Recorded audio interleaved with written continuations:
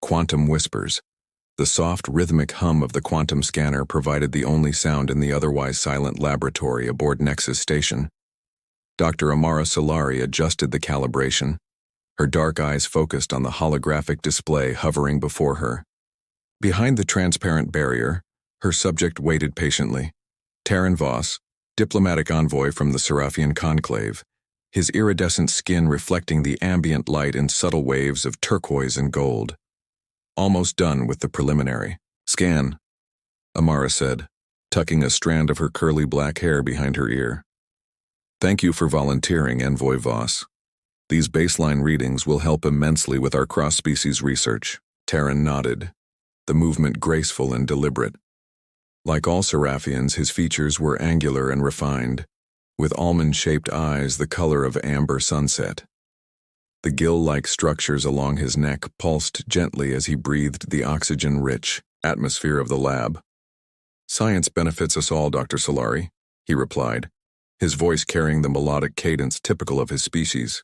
The Conclave may be private about our biology, but times change. Alliances require trust. Amara smiled politely, though her mind was already racing through the incoming data.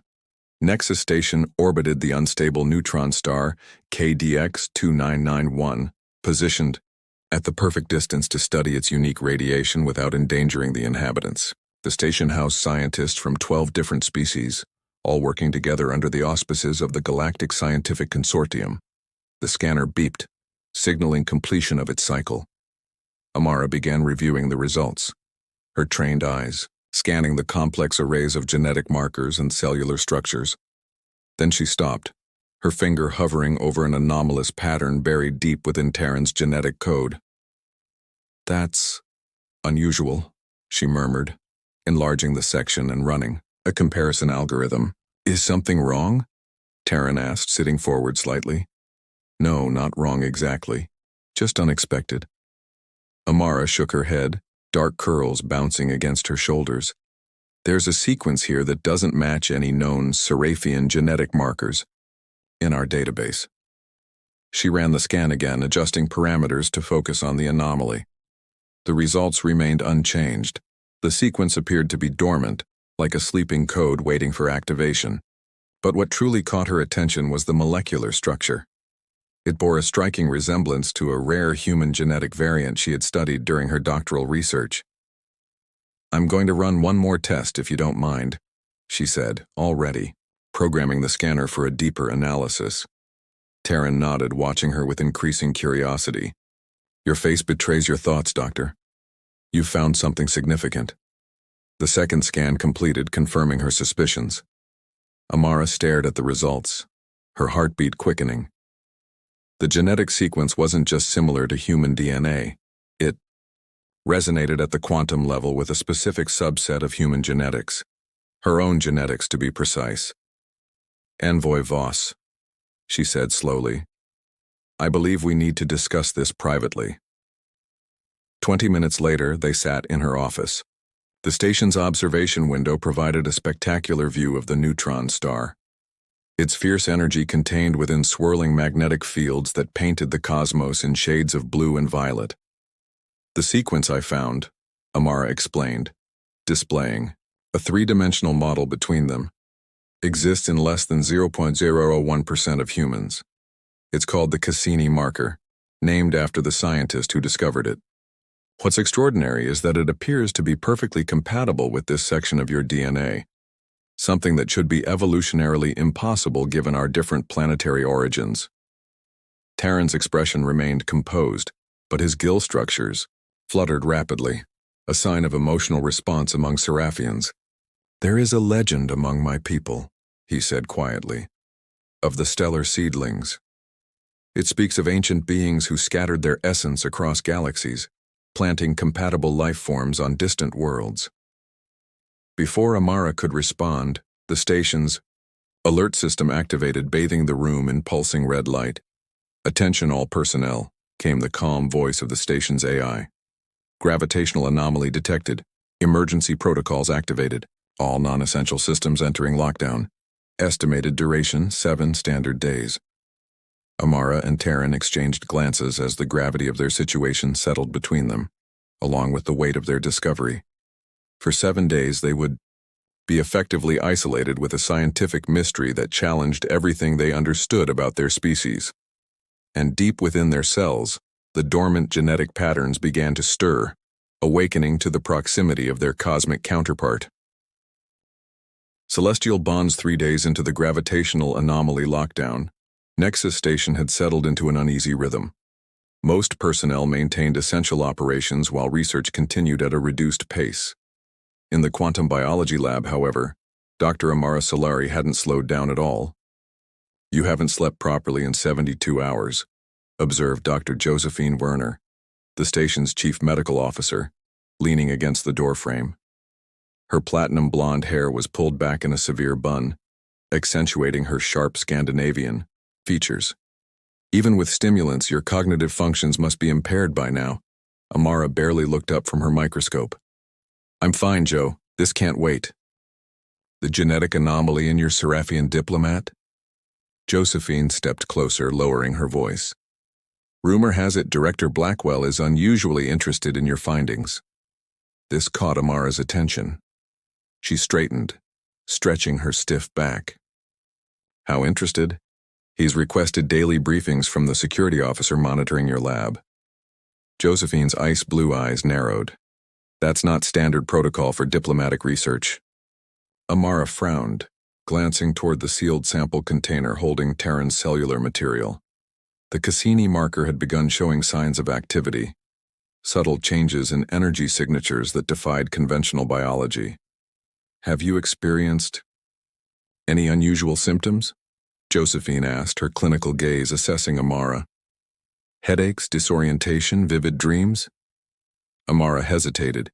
The dreams had started the first night after discovering the genetic link. Dreams of vast, swirling nebulae and ancient celestial beings with voices like dying stars. In each dream, she found herself drawn toward a presence that felt simultaneously alien and intimately familiar. "Just stress dreams," she lied, turning back to her work. "Thanks for checking on me." After Josephine left, Amara secured her lab and headed to her quarters for a brief rest. Walking through the dimmed corridors of the station's night cycle, she felt a strange pull toward the diplomatic wing.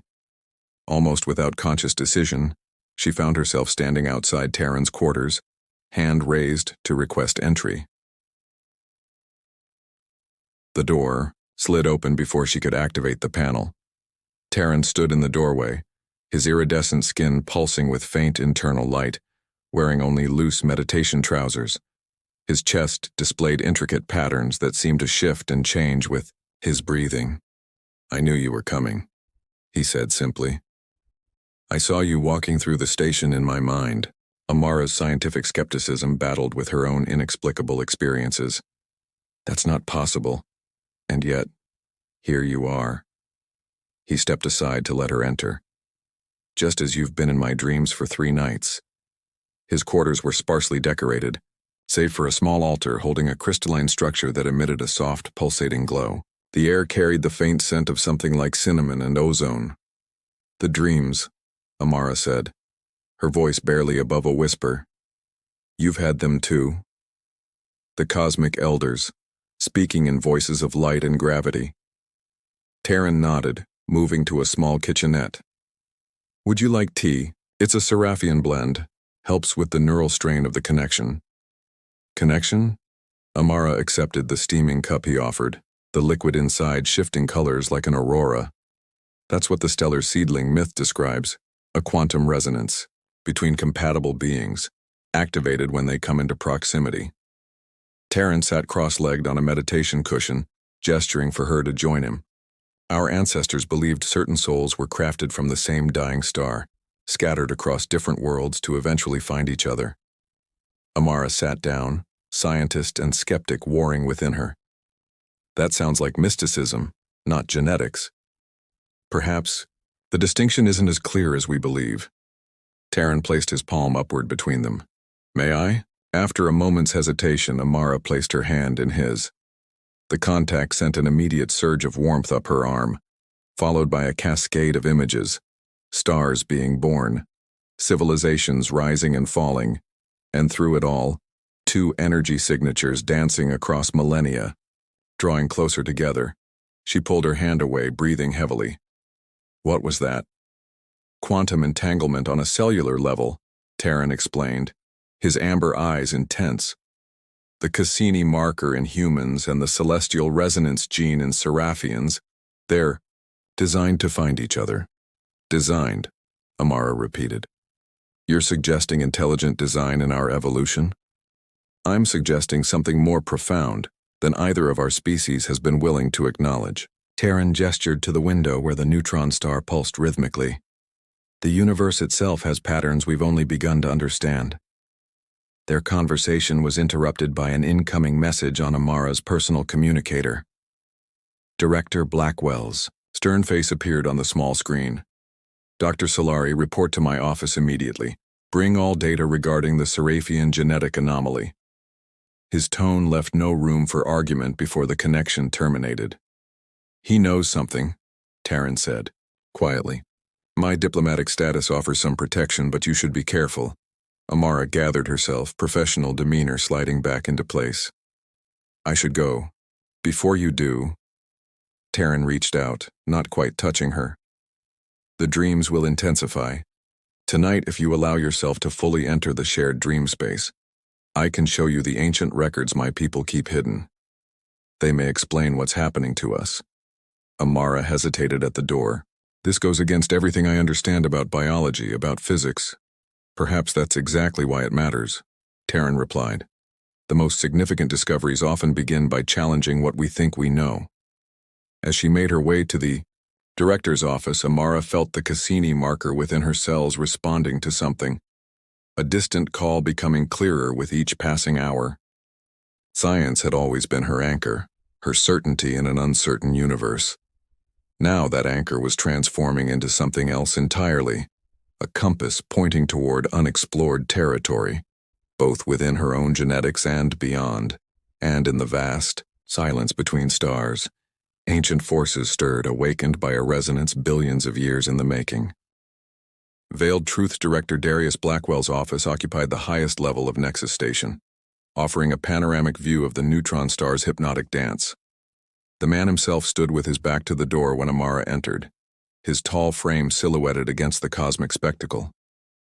Dr. Solari, he said without turning, do you know why this station was really built? Amara clutched her data tablet tightly. To study KDX 2991's unique radiation patterns. Blackwell turned slowly, his weathered face revealing nothing. A thin scar ran from his left temple to his jaw, a relic from his military days before joining the consortium. A convenient cover story. He gestured to a chair. Sit. As she complied, Blackwell activated a security protocol. The windows darkened, and a subtle hum indicated countermeasures against surveillance.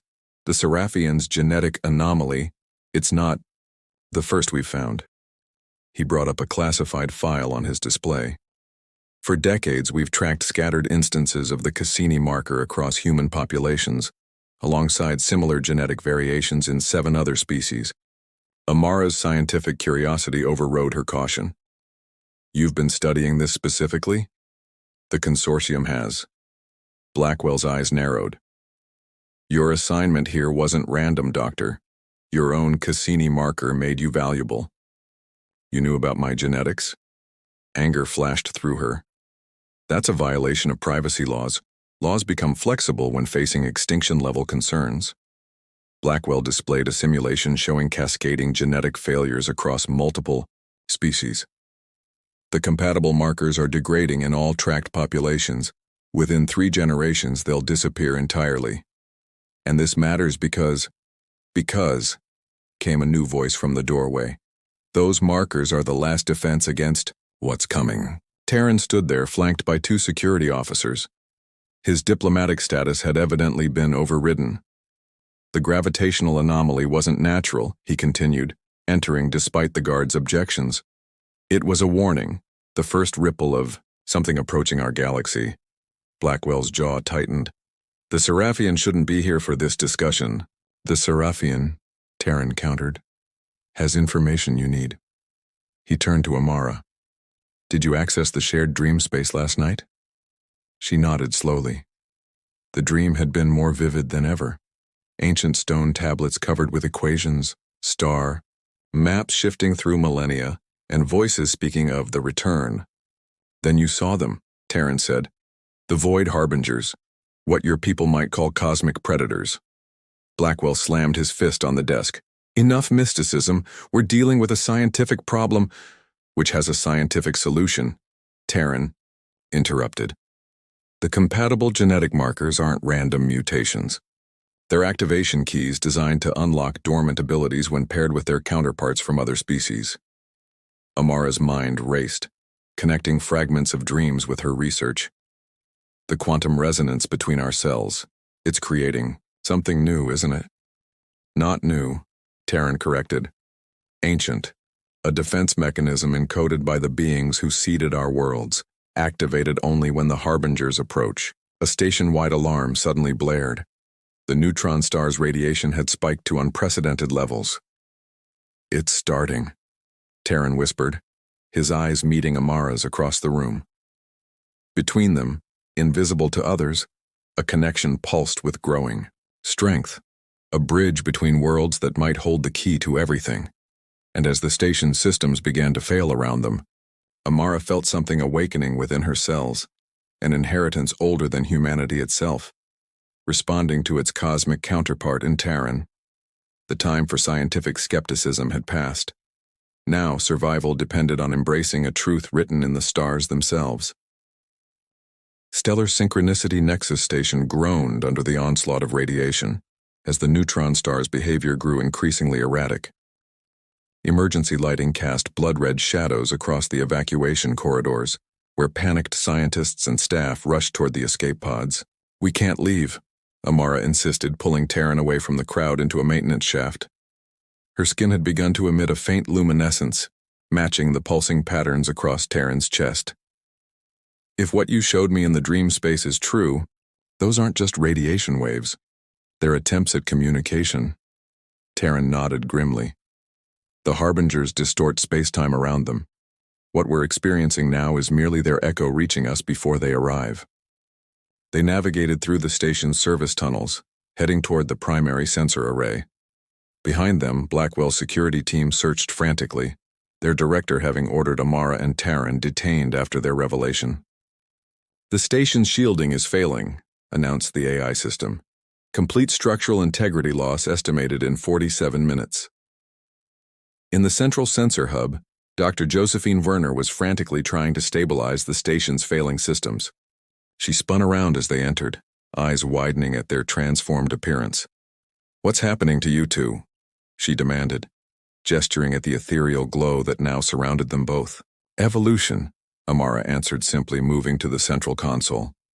Joe, I need you to recalibrate the quantum resonators to match this frequency. She entered a complex sequence, equations she had seen in the shared dream space. That will overload the entire system, Josephine protested. It will transform it, Taryn corrected, placing his hand on a secondary control panel.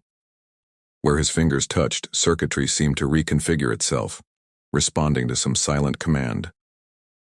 Josephine stepped back, watching in scientific awe and human fear as the two beings before her, no longer fully human or Seraphian, worked in perfect synchronicity. The ancient defense requires two halves of one whole, Taryn explained, his voice carrying harmonic overtones that made the air vibrate. Separate, our genetic markers are dormant. Together, we create a quantum field that can communicate with both the Harbingers and the entities that left these markers in our DNA. Amara finished, her movements mirroring Taryn's exactly, though they worked on opposite sides of the room. The station's systems, rather than failing, began to transform. Displays showed impossible readings as the quantum field expanded, creating a protective bubble around the station. Outside, the neutron star's chaotic emissions suddenly organized into coherent patterns. A cosmic dialogue beginning between ancient forces. It's working, Amara breathed, looking up at the central display where the approaching distortion, the Harbingers, became visible for the first time. Vast beings of dark energy and collapsed matter, their forms defied conventional physics. They moved through the fabric of space itself, leaving gravitational scars in their wake. And they were coming straight for the inhabited systems of the galactic core. Not yet, Terran cautioned, reaching across the space between them. The full activation requires more than proximity. It requires union. Their fingers intertwined and the quantum glow intensified, spreading throughout the station. Every system became an extension of their combined consciousness, a beacon transmitting across space and time. "What are you doing?" Director Blackwell demanded, bursting into the room with armed guards. "Stand down immediately." But it was too late. The connection between Amara and Terran had transcended physical barriers, creating something greater than either of them alone. A bridge between species, between stars, between dimensions, and through that bridge came knowledge, pouring into them both. The true history of their species, the ancient war between cosmic entities, and the reason their genetic markers had found each other across impossible odds. As the Harbingers approached, and the neutron star pulsed in response, Amara and Terran stood at the center of forces beyond human comprehension, the culmination of a plan set in motion when the first stars were born. Together they prepared to face what came next, knowing that whatever happened would redefine the future of all sentient life in the galaxy. Constellations of fate. The observation deck of Nexus Station had transformed beyond recognition. What was once sterile scientific equipment now pulsed with organic-looking crystalline growths that interfaced directly with the station's systems. At the center, Amara and Terran hovered several inches above the floor, their bodies partially translucent as the quantum field coursed through them. Director Blackwell watched from the threshold, his military discipline warring with awe. "Is this what the consortium was trying to create all along?" he whispered to Josephine, who monitored the transformation with scientific fascination. "Not create," she corrected. "Awaken." Beyond the observation windows, the Harbingers had fully materialized, vast shadows against the cosmos, their forms shifting between states of matter.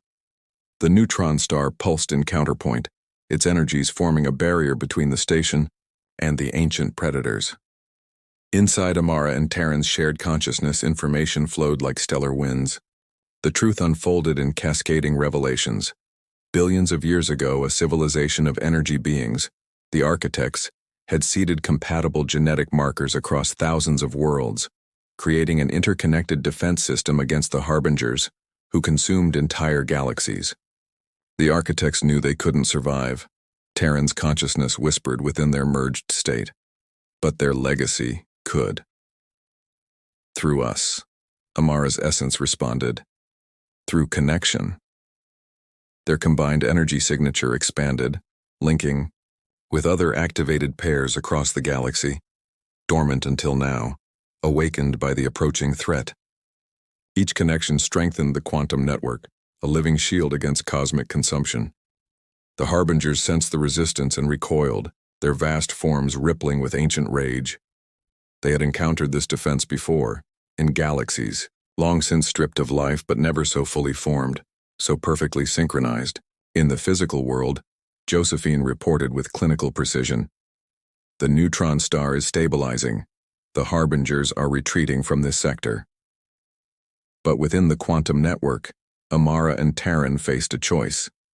The defense mechanism offered two paths: remain as separate beings once the immediate threat passed, returning to their original forms but forever changed, or complete the transformation, becoming something entirely new. Guardians embedded within the fabric of space-time, sentinels against future incursions. If we choose to remain, Amara's consciousness reasoned, we could help prepare our worlds, use what we've learned to advance both our sciences. If we ascend, Terran countered, we become part of something greater, the fulfillment of what the architects designed us for. Around them, other activated pairs across the galaxy made their choices, some returning to their separate lives, others transcending into the cosmic consciousness. Each decision reshaped the network, strengthening some connections while allowing others to fade. In that infinite moment of choice, Amara saw the full tapestry of possibilities, her research continuing, expanding understanding between species, perhaps even a life with Terran that bridged their two worlds. In Transcendence, she glimpsed eternity as guardians, their consciousness expanded beyond individual concerns to encompass galaxies. Not separate paths, she realized suddenly. The architects never intended us to choose one or the other. Understanding bloomed between them. The final activation wasn't about ascension or return. It was about balance, about maintaining connections between the cosmic and the individual, the infinite and the intimate. Their decision made, energy cascaded through the network. The harbingers retreated further, pushed back by the combined resonance of thousands of activated pairs making their own choices across the stars. On the observation deck, the crystalline structures began to recede. Amara and Terran slowly descended to the floor, still connected but once again distinct beings. Their skin retained a subtle luminescence, their eyes reflecting depths beyond normal perception. "What happened?" Blackwell demanded. "Did we win?" Amara smiled, her hand still clasped with Terran's. "There was never a war to win, Director. Only a balance to restore." "The harbingers will return eventually," Terran added, "but the network is established now. When they do, we'll be ready, not as weapons, but as bridges." As Nexus Station began returning to normal operations, Amara gazed out at the neutron star, now pulsing with steady, harmonious rhythm. The quantum connection hummed within her cells, linking her to Terran and to countless others across the stars. Separate beings united by cosmic design. "What now?" Josephine asked, scientific curiosity irrepressible despite all she'd witnessed.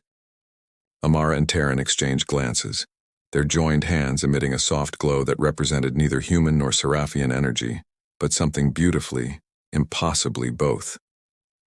"Now," Amara answered, "we begin."